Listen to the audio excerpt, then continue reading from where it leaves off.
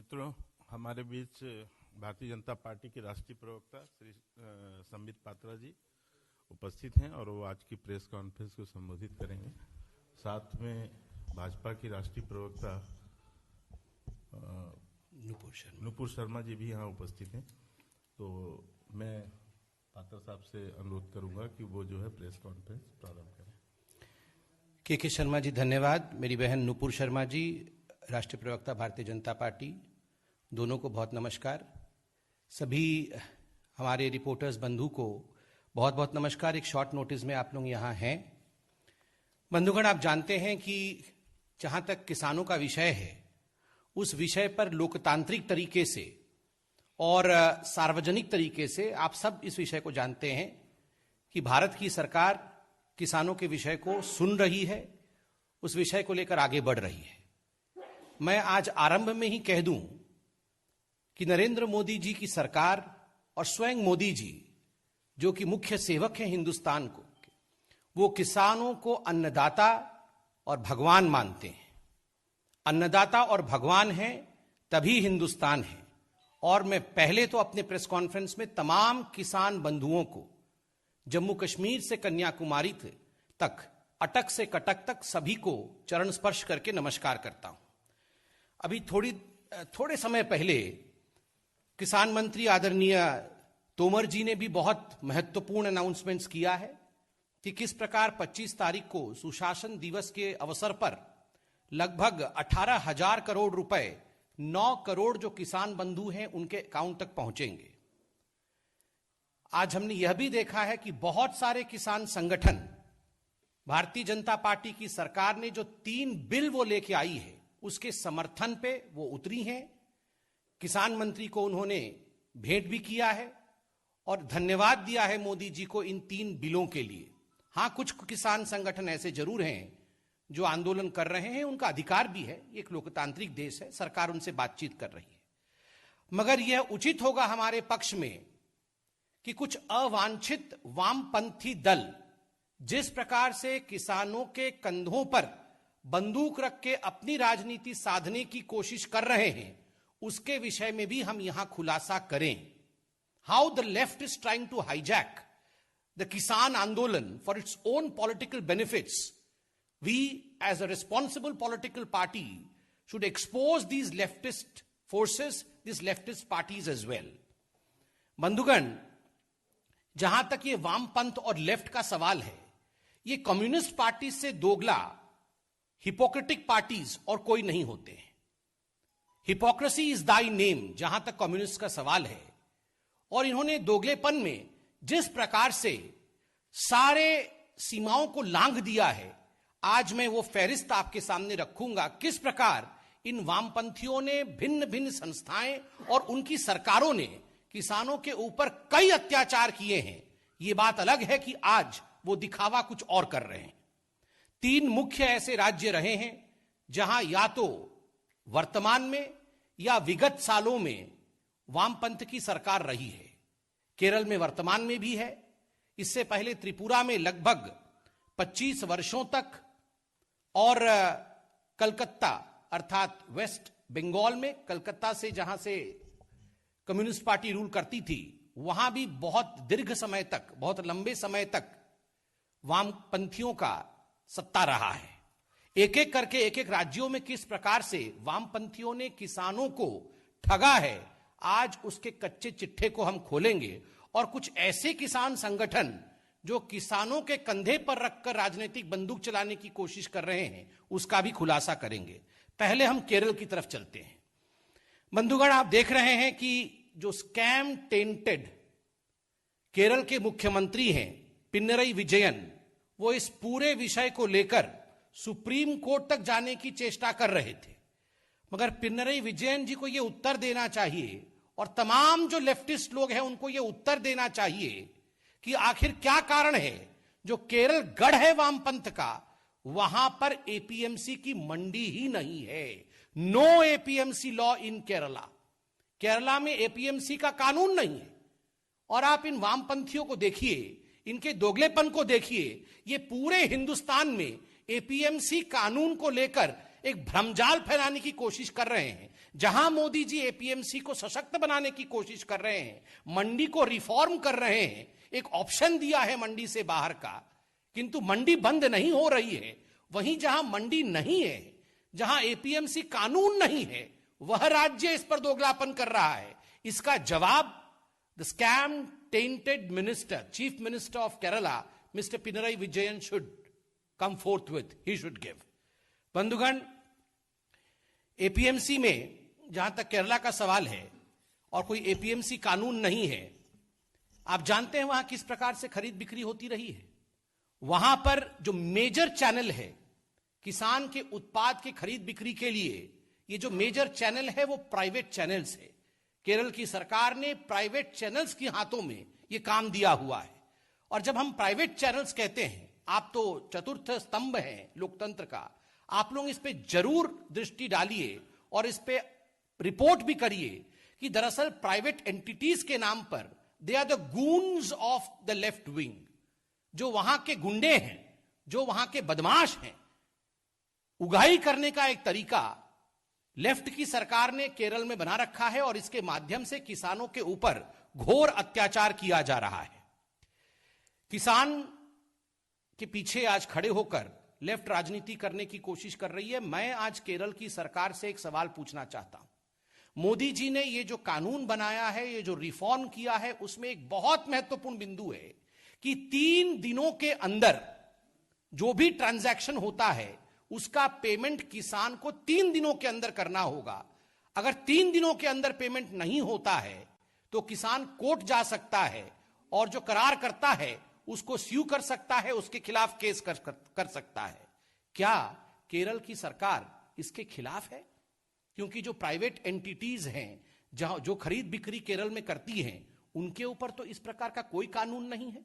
उनको जब मन तब पेमेंट करते हैं, सालों तक पेमेंट लंबित रहती है केरला में। यहां मोदी जी ने 3 दिन का एक स्टिप्यूलेटेड टाइम पीरियड दिया है कि हमारे भगवान, हमारे अन्नदाता को कोई परेशान नहीं कर सके, 3 दिन के अंदर उसकी पेमेंट हो जानी चाहिए। केरल सरकार इस कानून को क्यों रद्द करवाना चाहती है और क्यों ऐसा चाहती है कि उनके जो कोट अनकोट उनके कार्यकर्ता है, जो प्राइवेट एंटिटीज के रूप में प्रोडक्ट्स खरीद रहे हैं, उनको बढ़ावा मिले? इस पर जवाब दे। केरल में मंडी को विपणनी कहते हैं।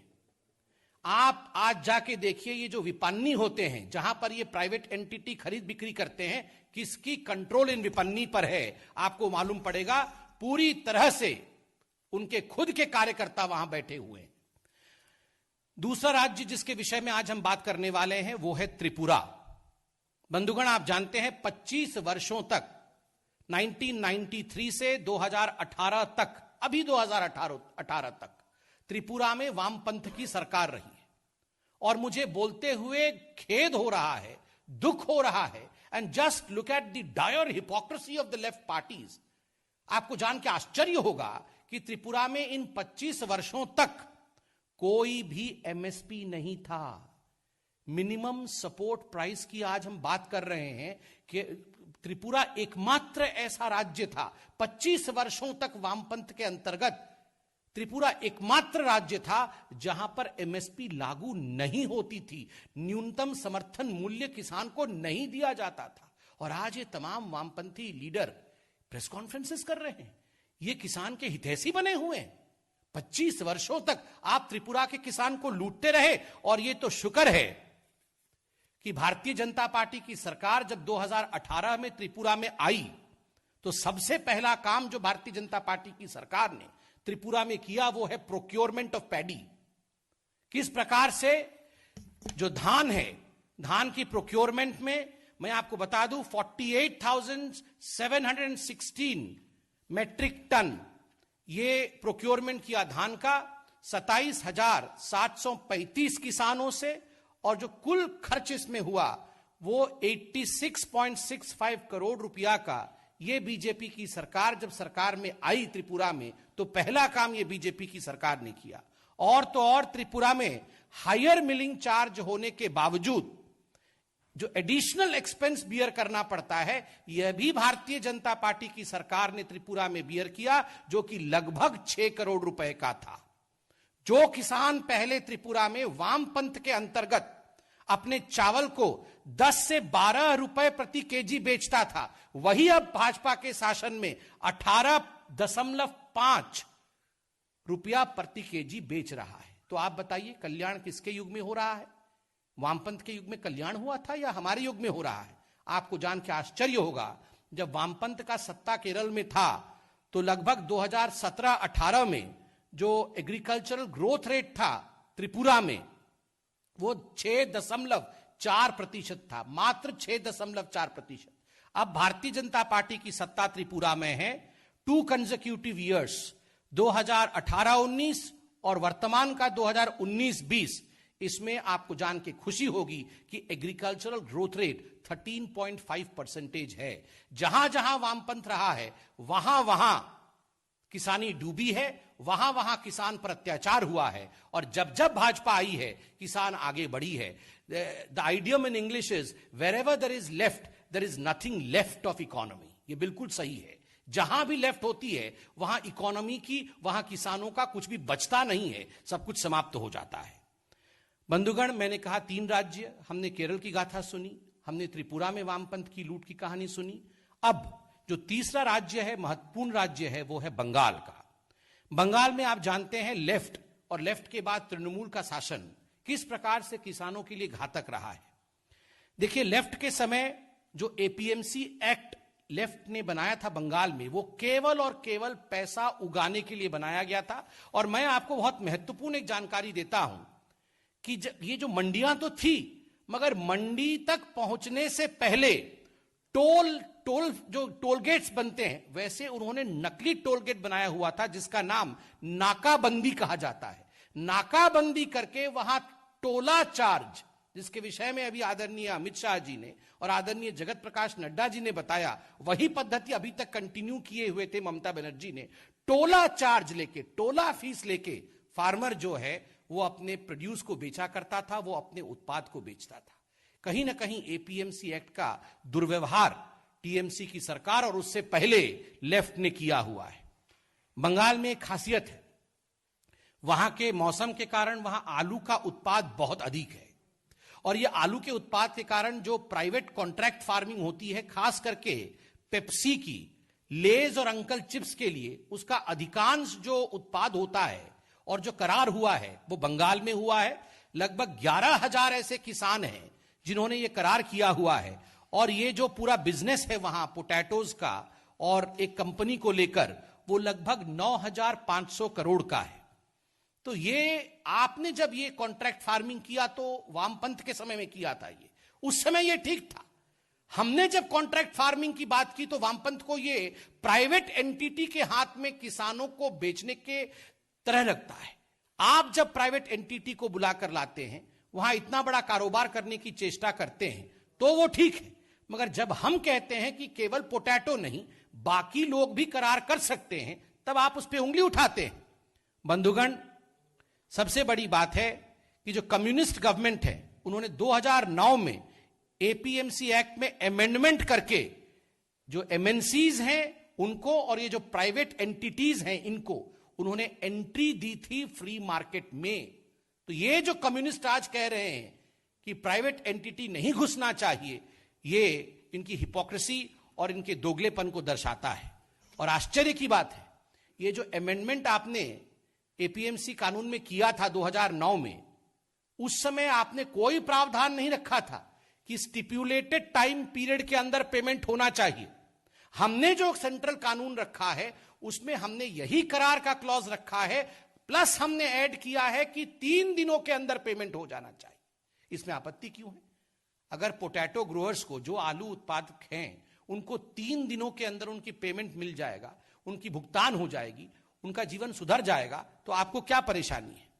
बंधुगण, बंगाल में अभी की परिस्थिति तो आप जानते ही हैं। आज ममता जी के कुछ जो कार्यकर्ता हैं वे किसानों से मिलने गए थे, किंतु पीएम किसान निधि अभी 18,000 करोड़ रुपए प्रधानमंत्री मोदी जी रिलीज करेंगे, डायरेक्टली 9 करोड़ फार्मर्स के अकाउंट में जाएगा डीबीटी के माध्यम से। मगर पीएम किसान निधि को लेकर जिस प्रकार की राजनीति ममता बनर्जी कर रही है, वो कह रही है पैसा डायरेक्टली मत भेजिए, आप पैसा हमें दे दीजिए। हमारे ट्रेजरी में दे दीजिए, मैं बांटूंगी किसको बांटना है किसको नहीं बांटना है। मतलब आप एक इलेक्शन फंड क्रिएट करना चाहते हैं। जहां तक बंगाल का सवाल है, यह कहना अतिशयोक्ति नहीं होगा कि Bengal has only travelled from the frying pan to the fire. पहले फ्राइंग पैन के ऊपर थी कम्युनिस्ट सरकार और अब वो आग में आके गिर चुकी है तृणमूल कांग्रेस के अंतर्गत।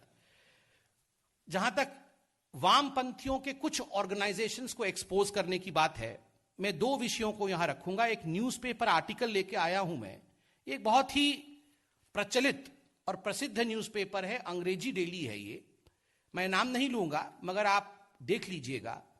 उसका हेडिंग है, अभी 13 दिसंबर को यह आर्टिकल छपा था इसी माह में, changed list, how protesting farmers shifted demands in the space of a month. पहली बात मैं कैविएट के साथ बोल दूं, मैं फार्मर्स के ऊपर अटैक नहीं कर रहा हूं, वो हमारे अन्नदाता हैं, वो हमारे भगवान हैं। मैं कुछ संगठनों पर यहां प्रश्न उठाने वाला हूं। देखिए, इस आर्टिकल में उस अंग्रेजी डेली ने एक बहुत महत्वपूर्ण सवाल उठाया है और मैं आपको वो पेपर भी दिखाता हूं। उस अंग्रेजी डेली ने एक चिट्ठी दिखाया है। 13 नवंबर 2020 को एक चिट्ठी तोमर जी को दी गई जो कि डिमांड था। 6 डिमांड्स रखे गए थे एक किसान ऑर्गेनाइजेशन द्वारा। उसका 6वां डिमांड क्या था वो मैं पढ़ देता हूं। Withdraw all cases against the farmer leaders all over India, intellectuals, poets, lawyers, writers, and human and democratic right activists. Those who have been jailed in false cases should be released. तो ये 6वां जो demand था, 5 demand तो चलिए किसान से संबंधित है, मगर जो 6वां डिमांड है, पोएट को रिलीज कर दीजिए। कौन है ये पोएट? कौन सा किसान पोएट है जिसको भारतीय जनता पार्टी में जेल में रखा है? कौन है? आप याद करिए, 9 तारीख को ह्यूमन राइट्स डे पर कुछ पोस्टर्स आए थे, उमर खालिद को रिहा करो, सरजिल इमाम के पक्ष में। कौन है ये पोएट? मैं आज खुल के बताता हूं कौन है ये पोएट। मैं नाम तो नहीं लूंगा, मगर ऐसी भी एक ऑर्गेनाइजेशन है जिसके जो फाउंडर्स हैं, मैं उन फाउंडर्स के कुछ के नाम लेता हूं। एक ऐसी ऑर्गेनाइजेशन है जिसके फाउंडर ने PDFI अर्थात people's democratic front of India बनाया था। ये PDFI क्या है? ये PDFI एक माओइस्ट संस्था है जिसको 2009 में कांग्रेस पार्टी ने UAPA के अंतर्गत, कि यह आतंकवाद से सम्मिलित है ऐसा कह के कांग्रेस ने बैन किया था। हमने बैन नहीं किया था, कांग्रेस ने बैन किया था। इसके बहुत सारे फाउंडर्स हैं। कुछ फाउंडर्स में से वारावारा राव, मेधा पाटकर, SAR गिलानी, यह भी शामिल है और आज वो ऑर्गेनाइजेशन एक्टिव है। तो आप खुद बताइए, अगर ऐसे लोग हैं जो वामपंथी विचारधारा को आगे बढ़ाने के लिए पोएट को रिलीज कर दो। कौन है पोएट? हम भी जानते हैं, इतने मूर्ख तो हम नहीं हैं। वारावारा राव को रिलीज करवाना आप चाहते हैं। ये वारावारा राव को हमने जेल में डाला है, कोर्ट के माध्यम से वो जेल गए हैं, अपनी करनी के कारण जेल गए हैं। इसलिए किसान, उसका तो दायित्व है, उसका अधिकार है कि वो अपने लिए एक लोकतांत्रिक देश में बिल्कुल संघर्ष कर सकता है और सरकार बातचीत भी कर रही है, आगे भी करेगी। किंतु हम सबको सावधान रहना है कि कुछ ऐसे अवांछित तत्व और खास करके वामपंथी तत्व जो किसानों के बीच किसान बन के घुस गए हैं, उनसे देश को सावधान रहने की आवश्यकता है, वरना वो अपने एजेंडे को चलाएंगे और किसान के जो मुख्य बिंदु हैं उसे भटकाएंगे। बहुत बहुत धन्यवाद बंधुगण। आप कोई सवाल हो तो जरूर पूछें।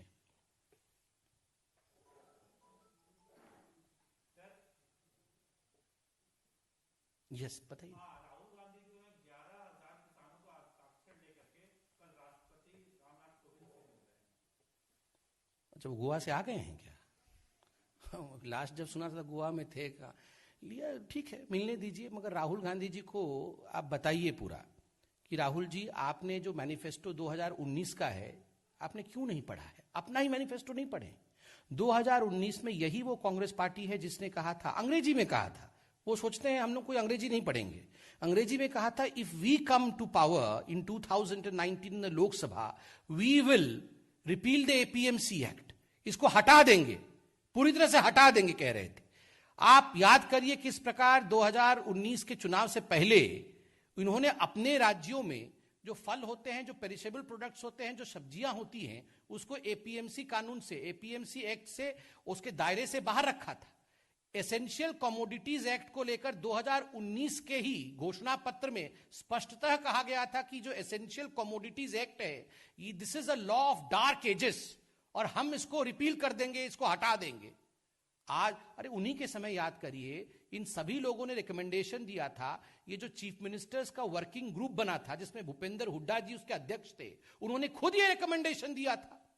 शरद पवार जी कृषि मंत्री थे उनके समय, शरद पवार जी ने चिट्ठी लिखा था, आप लोगों ने वो चिट्ठी दिखाया 2010 का, 2011 का, जहां तमाम मुख्यमंत्रियों को शरद पवार जी ने चिट्ठी लिखकर यह कहा था कि अब प्राइवेट एंटिटीज को एंटर करने दीजिए, मार्केट को खोलिए, उसे लिबरलाइज करिए। तो ये राहुल गांधी जी, ये घर में बैठ के हस्ताक्षर करने से आंदोलन नहीं होता है। जो आप कह रहे थे, आज आप उससे पलट रहे हैं। ये आपकी डबल स्पीक और हिपोक्रेसी को दर्शाती है, और वैसे भी राहुल गांधी को देश में कोई सीरियसली लेता नहीं है। पहले आप उनको बोलिए वो बिल पढ़ें।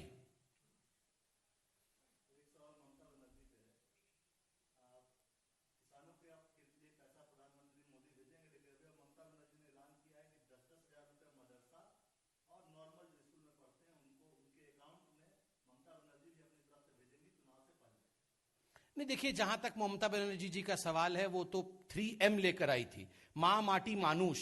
अब वो 3T बन गई है, तुष्टिकरण, तोलाबाजी, और जो वहां पर बहुत लड़ाई हो रही है, हमारे कार्यकर्ताओं को मारा जा रहा है। तो ये जो तुष्टिकरण की राजनीति है, इससे कुछ नहीं होने वाला है। ममता बनर्जी जी पहले भी मदरसा को फेवर कर रही थी, उनको पैसे दे रही थी, पहले भी इमामों को वो स्टाइपेंड दे रही थी, एक धर्म की विशेष के लिए वो चिंता कर रही थी, अब भी वो वही कर रही है। मगर ये तुष्टिकरण के माध्यम से कुछ नहीं होने वाला है, लोग अब जान चुके हैं। देखिए, ये हमारी जो बंगाल की यूनिट है वो इस पे चर्चा करेगी। अभी अब न्यूज़ आपने बताया है, उस पे हमारी पार्टी चर्चा करेगी।